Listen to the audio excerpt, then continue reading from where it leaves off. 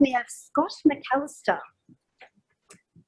Well, Scott has been performing environmental life cycle assessments for the last 15 years, the last 9 of which have included healthcare.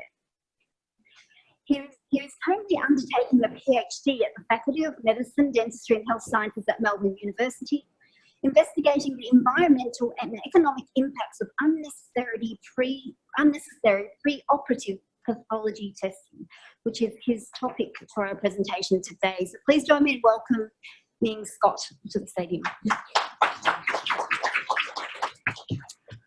Hi there. I'd just like to acknowledge the Department of Health and Trees Wisely for funding this research. It's actually a nice segue from Forbes' sort of big picture thing down looking at some of these scope 3 things. And that's kind of what drove this question. Starting to look at, though, when people are ordering things with clinical care, what are the impacts associated with it? We know healthcare is 7% of Australia's greenhouse gas emissions. We also know from Medicare that there's 104 million pathology tests per year, although it's probably more because Medicare only pays for some of the pathology tests because of coding. I'm just going to do a very small segue, though, from what we're talking about with this pathology, and we'll come back to that.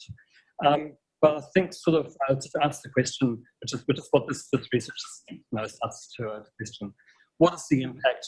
What can we do about it? And I think for most people in here, that's kind of, they are the general questions. What are the impacts of things? What can we do about it? The problem we have is the world is very, very complex. So how many here have been to a chemical factory and seen plastic being made? Or been to an aluminium smelter? A couple of people. Or seen wheat being grown and know the whole process.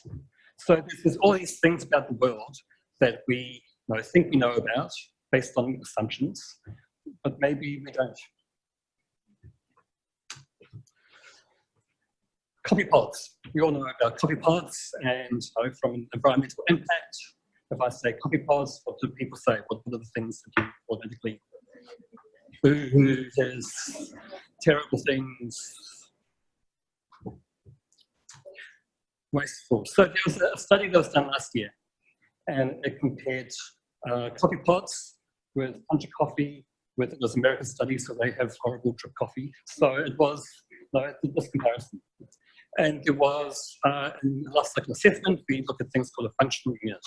So we don't want the coffee pod, we want the caffeine and the coffee that comes from it. So in a comparison between these three things, a coffee made from a coffee pod, or plunger, or drip, which one's worse? Which is the environmentally terrible one, which is the...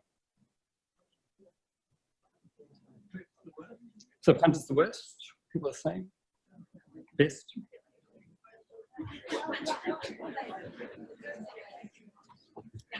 So drip coffee, what's the worst in all categories?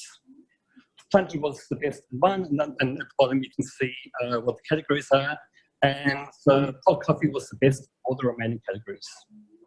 And if there is, that I was assuming with plunger and drip that all the coffee got drunk, if there was coffee left over, then the pod becomes the best in all of those circumstances. The question why? So I talked about the idea of a functional unit. We want the coffee. We want a cup of 250 mils of coffee. What do we need to deliver that? And so the amount of coffee you need to deliver the coffee for a pod is considerably less than drip filter and plunger coffee. And agriculture has a really large environmental impact. Anything you buy that comes from agriculture, huge impact. Electricity. So with plunger coffee, you have to boil the pot of thing of water, and this study assumed that you're boiling exactly the right amount of water. With the pod coffee, you stick it in, it just does the 250 mils, instantaneous heat, that's all. The impact of the pod was actually pretty tiny in all of the things. There was an impact, but it was pretty small. The problem is that we tend to see the outside of things, and we don't tend to think about what actually goes into it. You can think about the thing with plastic bags, same deal. We think about we need to get rid of plastic bags. We don't have a big focus on the food that's contained within the plastic bag. And eliminating waste from the food. Any food that you throw out is going to have a far greater impact than the impact of a plastic bag. So life cycle assessment is trying to address that. It's trying to look at the impacts of the whole life cycle. So we don't just think about the use or the end of life when we're thinking about things. We're thinking about the whole big picture. We're thinking about getting things out of the ground, how it gets made, how it gets assembled, how it gets used, and the interaction of these things with the environment. Unlike the previous work that we talked about, which is this economic, the research I did was process-based. And so there's an idea that you have an individual process, you have all these things coming into it, so it can be raw materials and energy and things from other processes, a product that comes out of it, and emissions to the environment. So this is the process tree. Down the bottom, you can think about getting things out of the ground, so getting ore out of the ground, going up to the final product. So this product tree is truncated. Most product trees have, in LCA now, between sort of 10 and 20,000 individual processes that all go up to make the final process. Coming back to the pathology example, these are the tests we did. We did them because they are quite common. So we thought if we get these, we kind of get a good sense of pathology. And we collected a whole heap of data. So from blood collection, how the samples get to the pathology lab. With the analyzers, the power that gets used, so we put loggers on, they sample every 15 seconds for days, trying to get an idea of what the energy was, the water used, the reagents, the packaging of the reagents, where the reagents come from. So just trying to capture the whole thing and look waste at the end. So these are, I've really got draft results at the moment, so I'm not giving you hard numbers and kind of giving you a nice fuzzy ballpark kind of feel. But arterial blood gas was the least, and then sort of increasing interestingly by sort of half a kilometre each time.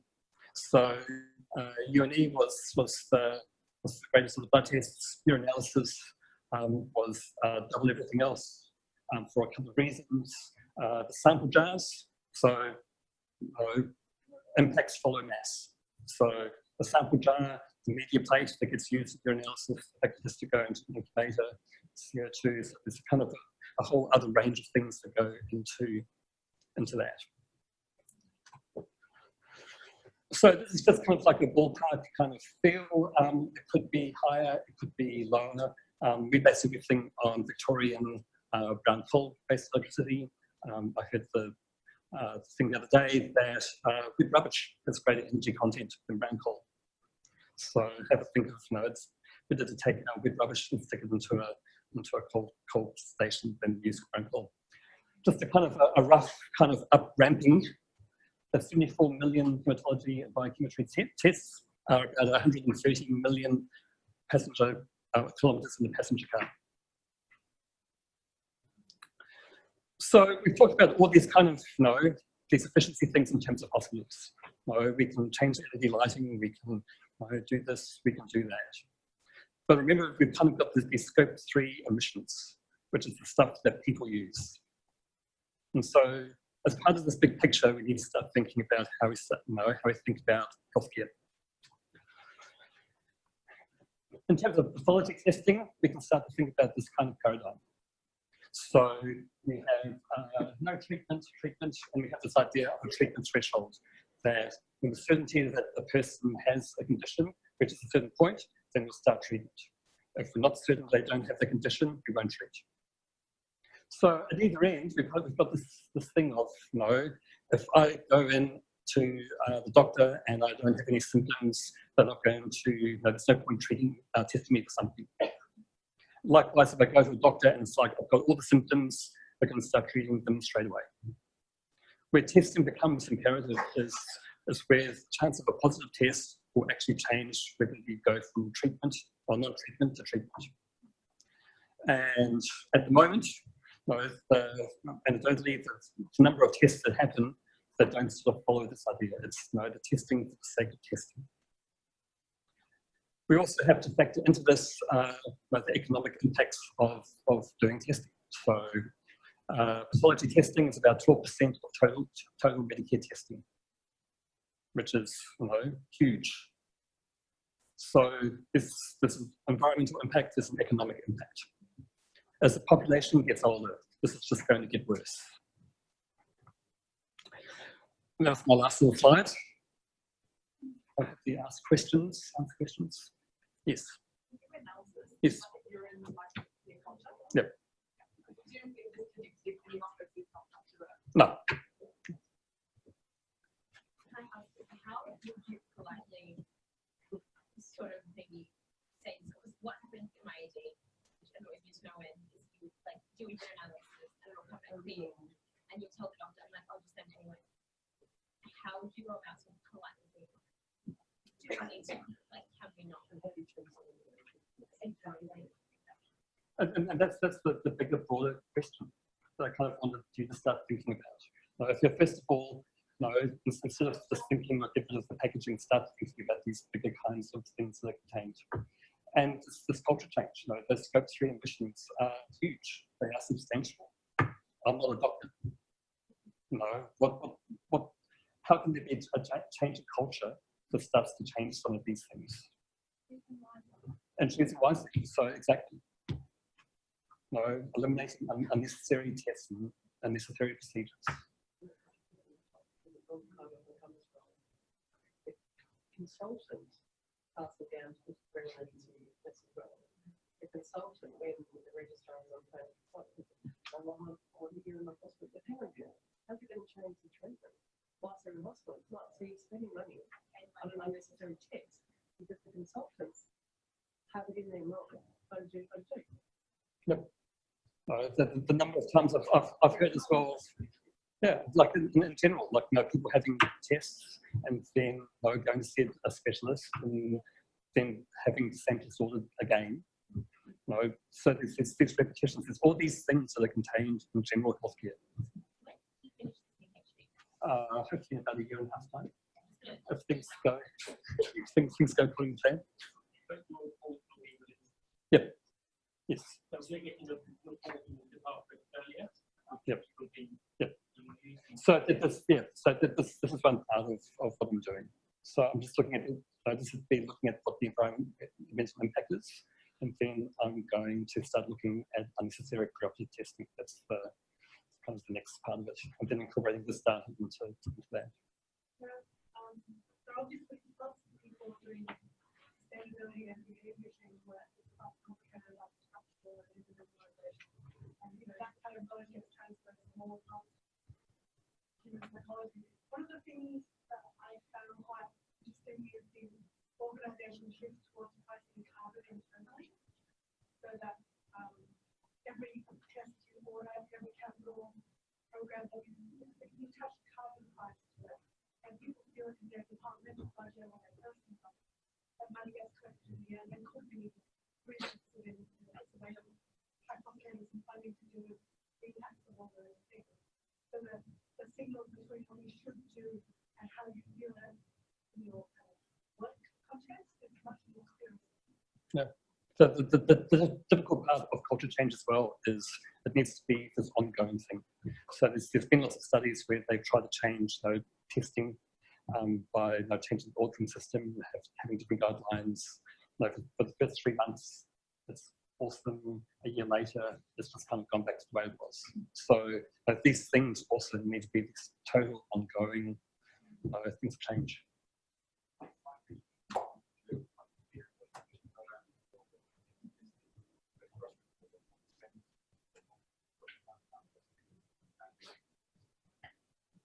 So it's like there's a whole range of reasons, but doctors will routinely get a positive test and choose not to act. And so if you're thinking about it from the legal perspective, then that's kind of that's moot. It's happening already in lots of ways. So there's lots of things about junior doctors ordering tests because they're scared of how a senior doctor will act is the way that we've always there's this whole range of reasons. And studies that have been done to look at those reasons. Number of different doctors, but one of them from AG said that he works in Queensland Health, they have a system when he prescribes something as far as pharmaceuticals go. Sometimes it can raise a red flag and he gets a message saying, why are you ordering out? You want to order and you want to buy something else. And so that's a system that's flagging when certain wrong thing. I don't know if you can see that. Yes, so they've done that. So as part of continual ordering of tests, there can be your range of possible tests you can order is tiny. And if you go outside that, you need approval. So there is particularly ordering systems, constraint systems is the sort of one way of dealing with this.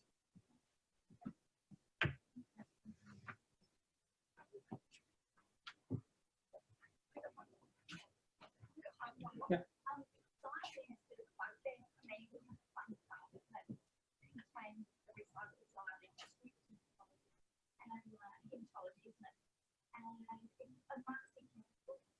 Even though there are some studies in not so registered countries that show there are opportunities, people that I talked to were actually even on the World Health Organization and working in still got too frightened to make these changes. And so actually as far as how to test, like finding alternative people to fix things, I don't know why we can't start with techniques. I haven't noticed that.